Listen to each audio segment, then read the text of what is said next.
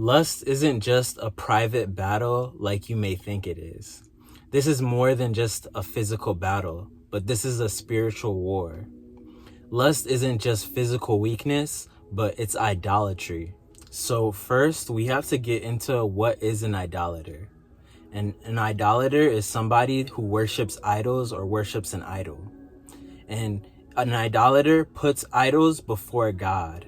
So in this case, this is when you put lust before God.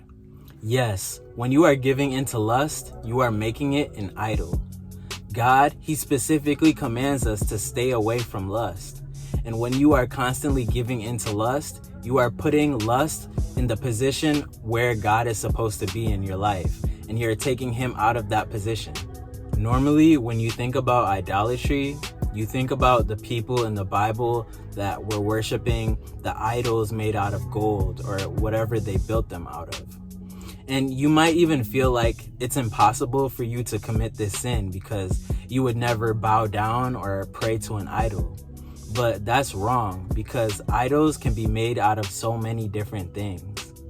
Money is a big one. People put money and prioritize making money over their relationship with God.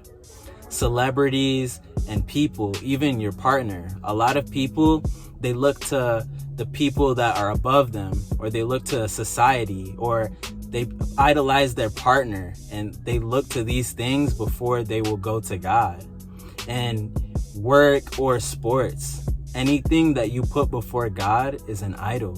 In Colossians 3 verse 5, it says, "Put to death everything that belongs to your earthly nature, sexual immorality, impurity, lust, greed, evil desires, because these things are idolatry." Not only am I saying this just because it's a feeling or something that I believe, but it's something that is specifically in the Bible. God calls us to be intentional about killing sin.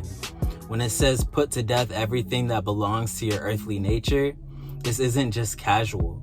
We need to actively reject and stay away from the things that are pulling us away from Him. Because these things, they don't just fade, they need to be confronted. Lust isn't just some little habit. When you let lust take over you, you are putting this in God's position. And true worship is letting go of anything that is taking God's place in your heart. Watching the websites, PMO, and adultery, all of this is idolatry. You need to remain abstinent. You need to do this till marriage. And once you marry the person that God has for you, then you can do everything that you want with your wife. When we do this, this is an act of worship because you are giving glory to God by doing things His way. There might be times in your life where you feel like you're being held back and things aren't working like they should. And this might be very well because you're giving into lust. Lust is one of those major vices that will hold you back. If you constantly give into lust and keep this idol in your life, it will delay you and block the things that are supposed to come into your life. And I'm not saying if you're struggling or if you're trying to get right, God won't reward you or bless you, because He does bless the people that are actively trying to become better and follow His will. But I'm going to be 100% real with you.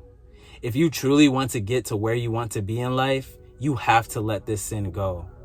In conclusion, lust is an idol, but we serve a God that can tear idols down. If you allow God to come into these hidden places and you surrender, He will not only forgive you, but He will transform you.